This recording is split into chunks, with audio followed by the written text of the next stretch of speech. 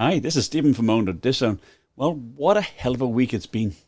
My Google email was deleted and my YouTube channel was hacked. And I'd like to say a big thank you to everyone who reached out to YouTube on my behalf. So thank you.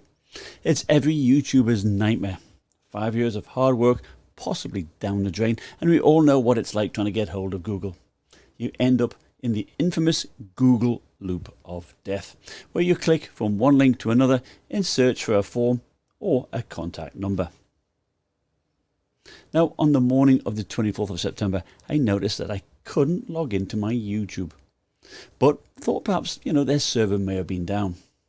Now, around about lunchtime, I started getting messages from folks in our Discord server. Some hacker had taken over my account and called it Ripple, and started doing a live stream about a crypto coin XRP. Now, viewers told me that they thought it was strange that there was no live chat, and it's definitely not like me. And then I noticed that my videos were being deleted. In fact, the hacker was making them all private. Now, to be fair, they could have deleted them, which really would have sucked. So at least I am thankful for that. Now, as luck would have it, that video was against YouTube's guidelines, so they deleted it, and shortly afterwards they terminated the account altogether. Now, the first thing I did was ring Bob of All Trades and see if Google Adsense shows your full bank account number. Now, fortunately, it does not, but they can remove your bank from your Adsense account if they have control of your Google account. So I got on the phone to my wife and got her to put a hold on our bank account, and I started changing passwords and adding Google Authenticator two-factor authentication to practically everything. Now, the strange thing was, I did have 2FA active on my Google account. My phone would pop up a message asking if it was me logging in. The hacker did their work when I was asleep, so my phone was in airplane mode and I never saw that message. So you know what? I did a test. I put my phone in airplane mode and tried to sign in. Google was waiting for me to click on the confirmation, and after 15 minutes I connected to a network and there was no notification. So it does seem to time out. So does this mean that, does Google then allow the hacker to log in, perhaps even by the try another way option? Or is the account locked until you respond to the backup email that they send? Now, I did actually receive these emails the next day. It's too late by then, but a message saying that they had changed my email address and my backup phone number. So yeah, I was basically screwed. I was unable to log in. I would constantly get the message that my account does not exist, and again you're stuck in another Google loop of death. Now, Google, in all of their amazing wisdom, does allow live chat if you are a YouTube partner, but not if you are locked out of your account. How stupid is that? So what do you do if this happens to you? Well, I Googled Google and got their phone number. Wait time was 90 minutes. And after an hour, my battery died.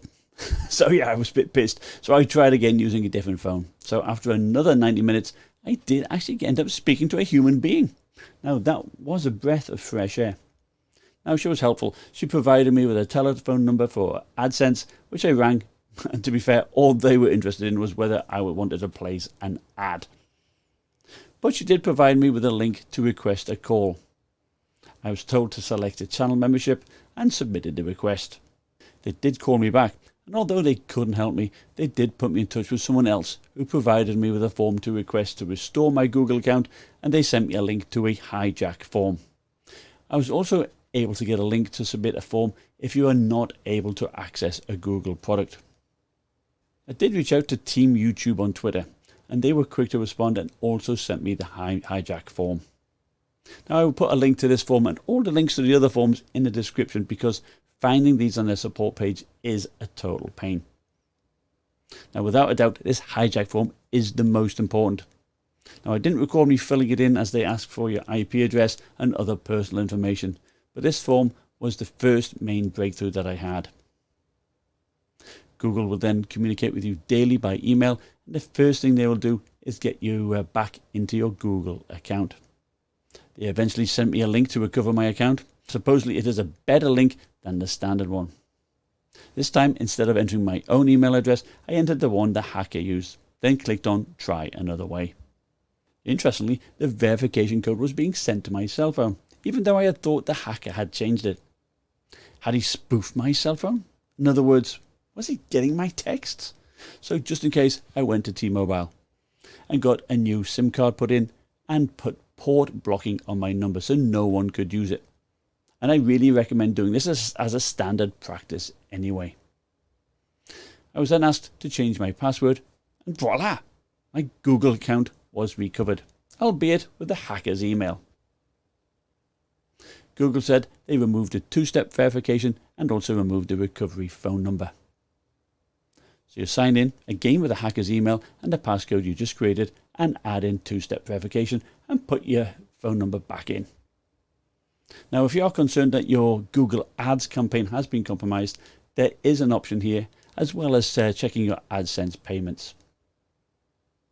Now, if you cannot log in, keep clicking the try another way until you reach a page asking for your contact email address, to which Google will send you a verification code with which you enter and click next.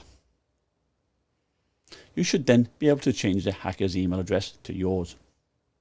So once I was logged into my account, I was able to look at the activity, and the hacker was based in Nevada, although he could have been using a VPN. But most worryingly, he used a backup code to sign in. How on earth did this guy get my backup codes? I did store some codes in Google Drive, but access to those were associated with a different account, and I'm sure they predated my YouTube channel.